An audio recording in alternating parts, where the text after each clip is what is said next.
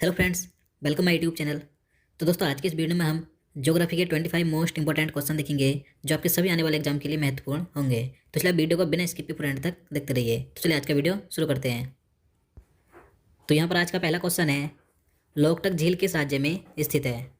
तो देखिए, सबसे पहले बता दूँ, जितने भी क्वेश्चन मैं आपके लिए इस वीडियो में लेकर आया हूँ, आपको प्रत्येक क्वेश्चन का आंसर नीचे कमेंट बॉक्स में जरूर बताना है, जिससे कि आप अपना रिवीजन कर सकें। और देखिए, अगर आपको ज़्यादा समय चाहिए तो आप वीडियो रोककर प्रत्येक क्वेश्चन का आंसर बता सकते हैं। तो इसका आंसर क्या हो जाएगा? ऑप्शन सी हो जाएगा, मणिपुर राज्य में। लोकटक झील मणिपुर राज्य में स्थित है। नेक्स्ट क्वेश्चन है, अलमाटी बांध किस नदी पर स्थित है। तो इसका आंसर आप बता सकते हैं। तो इसका आंसर हो जाएगा ऑप्शन ए, कृष्णा नदी पर। अलमाटी बांध ये कृष्णा नदी पर स्थित है। अब देखिए किस राज्य में है, तो कर्नाटक राज्य में है। अब देखिए, ये जो बांध है अलमाटी बांध, तो यह कृष्णा नदी पर जल विद्युत परियोजना है जो कि 2005 में पूरी हुई थी, याद रखना है। अगला क्वेश्चन है, संकोच नदी किन दो राज्यों के बीच सीमा बनाती है। तो देखिए, ये जो नदी है संकोच नदी, इसे गदाधर नदी भी कहा जाता है। तो यह नदी असम और अरुणाचल प्रदेश के बीच सीमा बनाती है। तो इसका आंसर ऑप्शन बी हो जाएगा। और देखिए, यह नदी उत्तरी भूटान से निकलती है और असम राज्य में ब्रह्मपुत्र नदी में मिल जाती है, तो याद रखना है। अगला क्वेश्चन है, भारत में अधिकतर किस प्रकार के वन पाए जाते हैं। तो देखिए, महत्वपूर्ण प्रश्न है। तो इसका आंसर ऑप्शन ए हो जाएगा, उष्णकटिबंधीय पर्णपाती वन। तो देखिए, भारत में अधिकतर उष्णकटिबंधीय पर्णपाती वन पाए जाते हैं। देखिए, इन्हें मानसून वन भी कहा जाता है, तो याद रखना है। नेक्स्ट क्वेश्चन है, भारत भूमध्य रेखा के उत्तर में किस अक्षांश के बीच में स्थित है। तो इसका आंसर क्या हो जाएगा? ऑप्शन ए हो जाएगा, 8 डिग्री 4 मिनट से 37 डिग्री 6 मिनट उत्तरी अक्षांश के बीच में स्थित है भारत। देखिए, बता दूं, भारत पूरी तरह से उत्तरी गोलार्ध में स्थित है, जो 8 डिग्री 4 मिनट और 37 डिग्री 6 मिनट उत्तरी अक्षांश पर है, तथा 68 डिग्री 7 मिनट और 97 डिग्री 25 मिनट पूर्वी देशांतर के बीच में स्थित है। तो आपको दोनों स्थिति याद रखनी है। उत्तरी अक्षांश पूछा जाएगा तो 8 डिग्री 4 मिनट और 37 डिग्री 6 मिनट, तथा पूर्वी देशांतर के बीच पूछा जाएगा तो 68 डिग्री 7 मिनट और 97 डिग्री 25 मिनट, तो याद रखना है।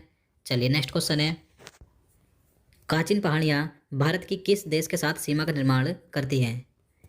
तो इसका राइट आंसर ऑप्शन बी हो जाएगा, म्यांमार। तो देखिए, जो काचिन की पहाड़ियाँ हैं ये म्यांमार के सुदूर उत्तर पूर्व काचिन राज्य में स्थित है। यह पहाड़ियाँ भारत और म्यांमार के बीच सीमा का निर्माण करती हैं। और देखिए, यह पहाड़ियाँ अरुणाचल प्रदेश के साथ लगती हैं, तो याद रखना है। अगला क्वेश्चन है, कौन सी नदी को तिब्बत में सांगपो के नाम से जाना जाता है। तो देखिए, महत्वपूर्ण प्रश्न है, तो आप सभी जानते होंगे। तो इसका आंसर क्या हो जाएगा? ऑप्शन ए हो जाएगा, ब्रह्मपुत्र नदी को। देखिए, ब्रह्मपुत्र नदी को तिब्बत में तो संगपो यानी कि या सांगपो के नाम से जाना जाता है, और अरुणाचल प्रदेश में इसे देहांग या देहंग के नाम से जाना जाता है, और असम राज्य में इसे ब्रह्मपुत्र के नाम से जाना जाता है, तथा बांग्लादेश में इसे जमुना कहा जाता है। तो इसके सभी नाम याद रखने हैं। चलिए नेक्स्ट क्वेश्चन देखते हैं। क्वेश्चन नंबर 8 है, भारत में बॉक्साइट का सर्वाधिक उत्पादन किस राज्य द्वारा किया जाता है। तो देखिए, भारत में सबसे ज़्यादा बॉक्साइट का उत्पादन किस राज्य में होता है, तो ये होता है ओडिशा राज्य में। तो इसका आंसर ऑप्शन ए हो जाएगा। अगला क्वेश्चन है, भारत की पहली यूरेनियम खदान किस स्थान पर स्थित है। तो इसका राइट आंसर हो जाएगा ऑप्शन सी, जादूगोड़ा में। तो देखिए, भारत की पहली जो यूरेनियम खदान है, यूरेनियम की खान है, कहाँ पर है, तो यह है जादूगोड़ा में। देखिए, यह झारखंड के सिंहभूम जिले के जादूगोड़ा गांव में स्थित है। देखिए, यह खान 1967 से कार्य कर रही है, और यह भारत में यूरेनियम की पहली खनन की प्रथम खान है। तो याद रखना है कि भारत की पहली यूरेनियम खान कौन सी है, जादूगोड़ा में। चलिए अगला क्वेश्चन देखते हैं, हरित क्रांति का पिता किसे कहा जाता है। तो देखिए, काफ़ी महत्वपूर्ण प्रश्न है। आप इसका आंसर जानते हैं तो नीचे कमेंट बॉक्स में बता सकते हैं। तो इसका आंसर हो जाएगा ऑप्शन ए, नॉर्मन बोरलॉग को। नॉर्मन बोरलॉग को हरित क्रांति का पिता कहा जाता है। लेकिन देखिए, अगर भारत की बात करें कि भारत में हरित क्रांति का पिता किसे कहा जाता है, तो भारत में कहा जाता है डॉक्टर MS स्वामीनाथन को। तो दोनों नाम याद रखने हैं। और देखिए, यहाँ पर जो वर्गीज कुरियन है, इन्हें श्वेत क्रांति का पिता कहा जाता है। चलिए अगला क्वेश्चन है, भारत का सबसे बड़ा कॉफ़ी उत्पादक राज्य कौन सा है। तो इसका राइट आंसर हो जाएगा ऑप्शन सी, कर्नाटक राज्य।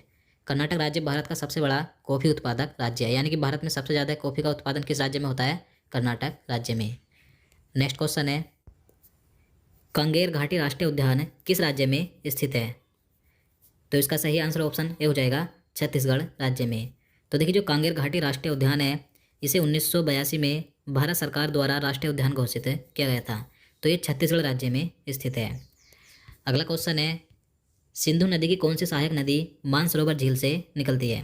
देखिए सिंधु नदी की कई सारी सहायक नदियाँ जैसे कि झेलम, ब्यास, सतलुज, रावी, चेनाब आदि।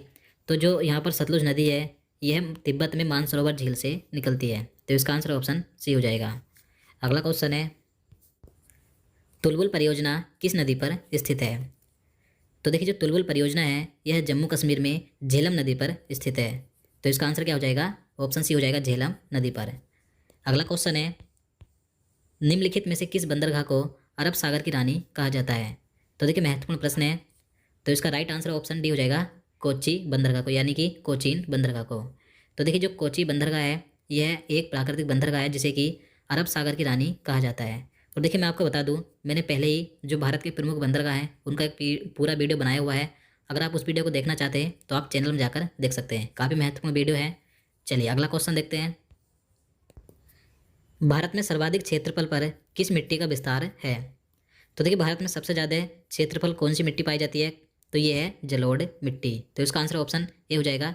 भारत में सर्वाधिक लगभग 43% भूभाग पर जलोढ़ मिट्टी पाई जाती है और यह सबसे अधिक उपजाऊ मिट्टी होती है, तो याद रखना है। नेक्स्ट क्वेश्चन है, पुष्कर घाटी से निकलने के बाद लूनी नदी कहाँ समाप्त हो जाती है? तो इसका आंसर हो जाएगा ऑप्शन बी, कच्छ के रण में।